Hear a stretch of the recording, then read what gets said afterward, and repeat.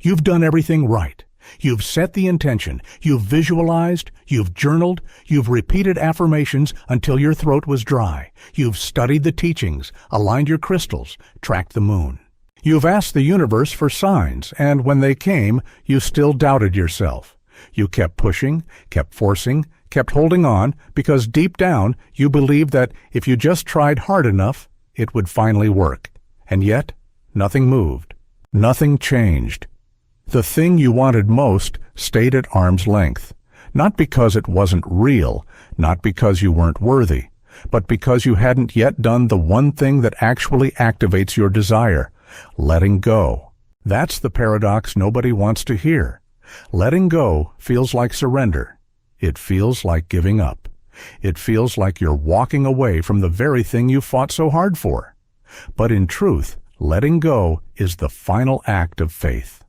The final test, the final unlock, because when you let go, you're no longer chasing. You're becoming. You're saying to the universe, I trust you now. I don't need to hold it so tight. I don't need to prove anything. I already know it's mine.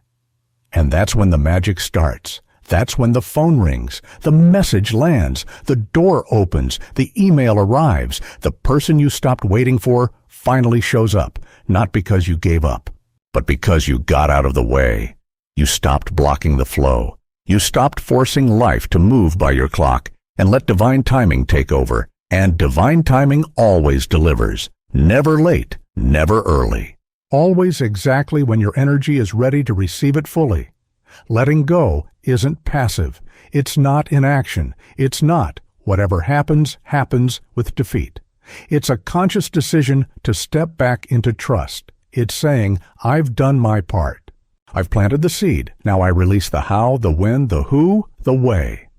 And that release is what creates the space for things to move, because manifestation isn't created in tension. It's born in space, in stillness, in the energy of, I am already whole. When you try to manifest from a place of lack, you're only reinforcing that it's not yet here. But when you release with trust, you embody the version of you who already has it, and the universe, ever faithful, responds to that signal. Maybe right now you're in that space, the in-between, the void, the part of the journey where nothing seems to be happening, where everything feels stuck. That's not a failure. That's not a punishment. That's the cocoon. That's the recalibration. That's the sacred pause before expansion. And the only thing that delays your emergence is your resistance to it. When you're clinging to what you think it should look like, you're missing what's actually trying to come through. And it might not come the way you imagined, but it will always come better than you expected if you let it. So what does letting go actually look like? It's not a dramatic ritual or one-time event. It's quiet, subtle. It's the moment you stop checking your phone every 5 minutes to see if they texted. It's when you stop obsessing over the bank balance and start making decisions like someone who already trusts money is on the way. It's when you stop asking, why isn't it here yet? And instead say, it's already done. I just haven't caught up to it yet. Letting go is choosing peace over pressure. It's feeling safe in the not yet. It's moving from needing your manifestation to complete you, to knowing you were never incomplete. You've probably heard people say, you'll get it when you stop wanting it. That's not because wanting is bad. It's because desire, when laced with attachment, becomes resistance. It becomes a wall. It becomes a vibration of lack. The difference between desire and desperation is detachment. When you desire from abundance, you attract. When you desire from emptiness, you repel. So you must let go of the desperation, the fear, the belief that without it, you're nothing. You are everything already. The manifestation is a reflection of your alignment, not your worth. You were worthy before you asked. You're still worthy without it. And when you let go of needing it to prove your value, it flows in, effortlessly. Letting go doesn't mean you stop caring. It means you stop gripping. It means you trust that what you've asked for is already working its way to you, even if you can't see it, especially when you can't see it, because your eyes are trained by old stories, by old timelines, by old proof. Your soul knows better.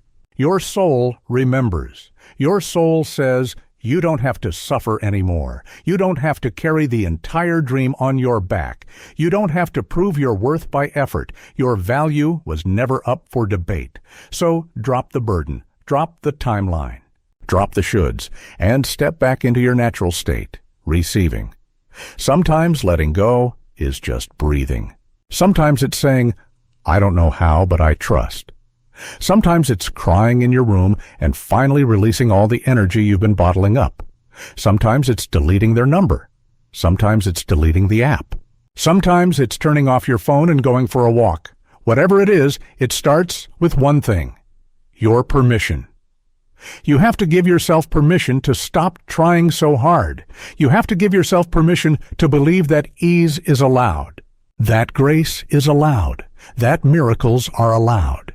And they are, but they wait outside the room of control. They wait at the door of surrender. And look, I get it. You've been conditioned to believe that letting go means weakness, that people who receive easily must be lucky or lazy or lying. But what if ease is just a different kind of strength? What if surrender is the greatest spiritual muscle you could ever build? What if letting go doesn't mean you lost? It means you finally trusted. That's the energy shift that turns the whole game around. The universe doesn't reward force. It rewards alignment. And alignment isn't a performance. It's a remembering. You are the version of you who already has it. But you keep blocking it with outdated beliefs, outdated urgency, outdated pressure. This is the part where you drop it. You exhale it. You rise above it. You were not meant to be in resistance forever. You were meant to rise, receive, expand. And you don't need to do more to be ready. You're ready when you say, I let go. I let go of the timeline. I let go of how it comes. I let go of needing it to validate me. I let go of everything I thought I had to be. And I return to trust, to stillness, to knowing. Because the moment you truly let go, not pretend to, not halfway, but completely, you create space for the universe to do what it does best: orchestrate, rearrange, deliver. You'll look back one day and laugh at how hard you used to hold things. You'll wonder how many things were blocked simply because you were trying too hard. And you'll feel gratitude for the moment you finally said, enough, I'm done fighting. I'm ready to receive. And in that softness, in that surrender, everything will begin to shift. Not slowly, not painfully, instantly, quietly, powerfully, because that's what happens when you get out of your own way. That's what happens when you stop trying to control the current and instead float with it. You get carried to where you always wanted to go, but without the struggle, without the suffering, just flow. So let this be your moment, your turning point, your sign. Let this be where you drop the baggage, where you drop the hustle, where you stop performing and start trusting, because your next level isn't built on more effort. It's built on surrender. It's built on alignment. It's built on becoming the version of you who already believes it's done, and now it is.